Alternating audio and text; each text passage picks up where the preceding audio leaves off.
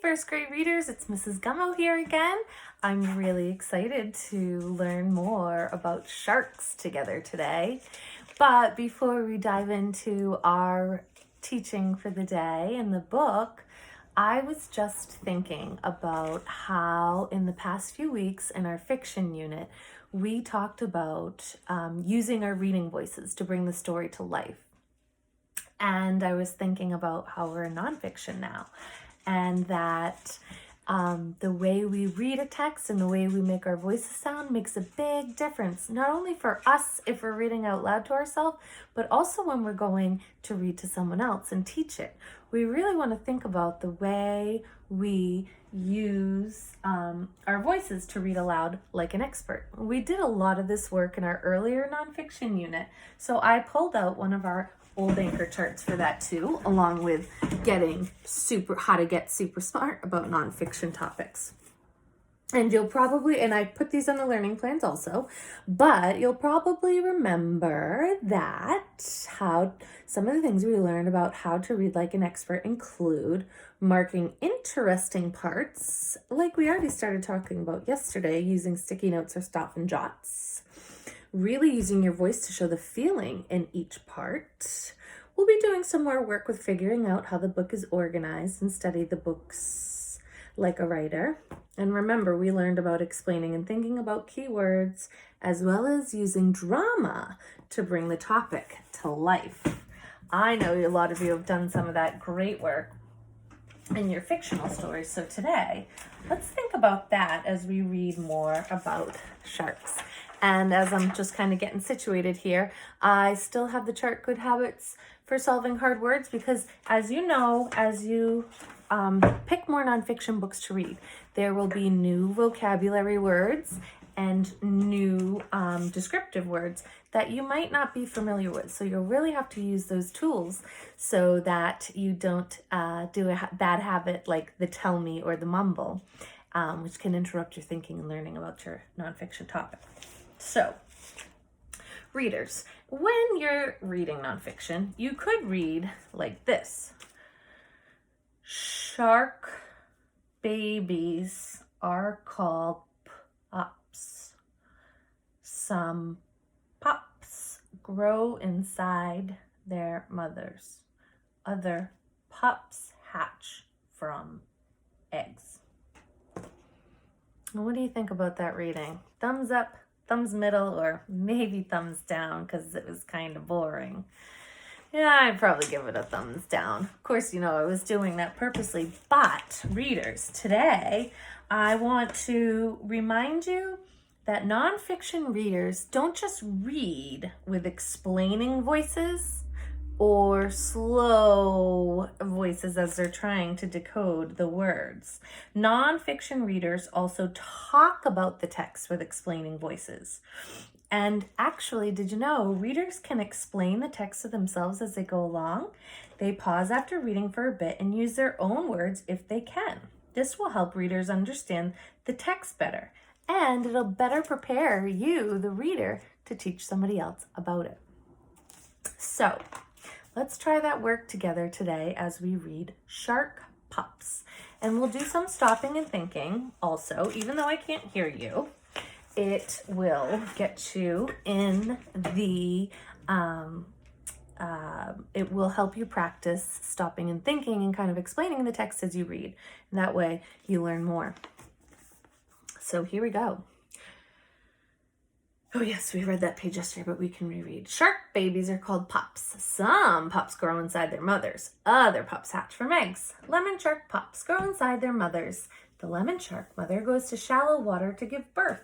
The pups stay near the shallow water until they are grown. What do you call a shark baby from the Arctic? A popsicle.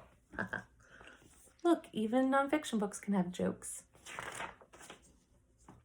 Mermaid's purse. Ooh, I feel like I've seen that at the beach before, but more like black.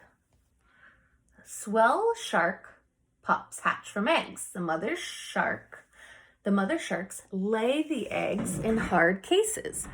People call the case a mermaid's purse. Swell shark mothers lay up to 5 egg cases at a time. In 9 months, the swell shark pups are born.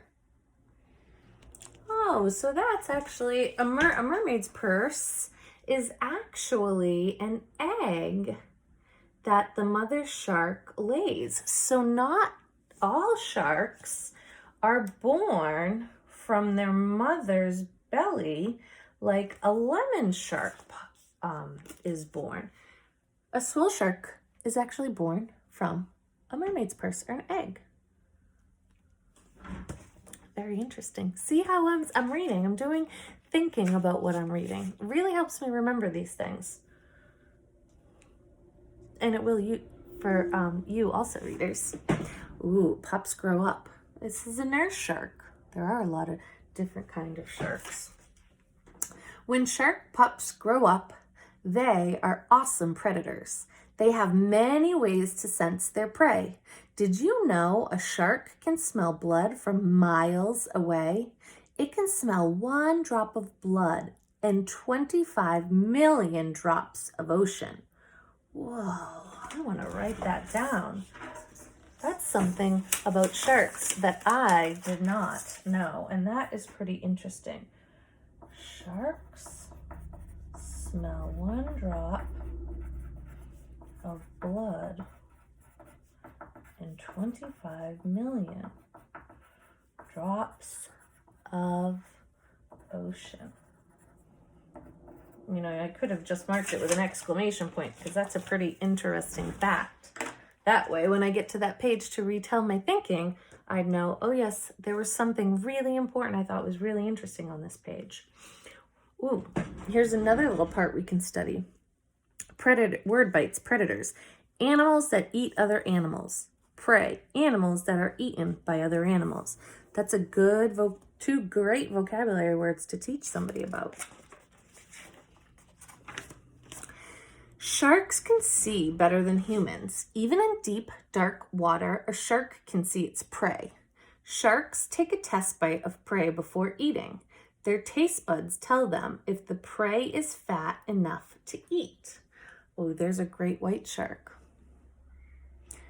So that's interesting. I think a lot of the times we talk about great white sharks and how they bite humans when they're on a surfboard because they think that they're, or something that makes them look like they're food, but that's probably why they don't continue eating, because they realize that it's really not prey with enough fat on it to eat. Oh, here's a good joke. Ready? What is a great white's favorite candy? A jawbreaker. Oh boy. All right, let's read 1 more page today, and then we're gonna pause our thinking for tomorrow. What big teeth you have. This is a sand tiger shark. Those are big teeth, and lots of them. Yikes. Sharks have many rows of teeth. They are always losing some teeth. They are always growing new teeth. A shark uses more than 10,000 teeth in its life. Whoa, that is a really interesting fact that I'm going to jot down here. And I was thinking, I'm going to make a little star on a sticky note and put it right in the book. You know, that makes me think about a few pages earlier when there was a zoom in on a shark's tooth.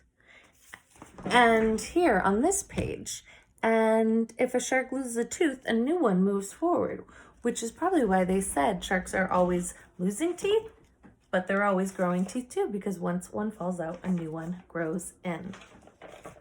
Readers, I'm going to get ready to send you off on reading nonfiction today so you can learn more. Remember, don't just read with explaining voices. Talk about what you're reading as you're reading it. You can even explain it to yourself to help you understand better. And my challenge for you is to go tell somebody at your house about something you learned in one of your nonfiction books today, readers. Have fun learning. Bye.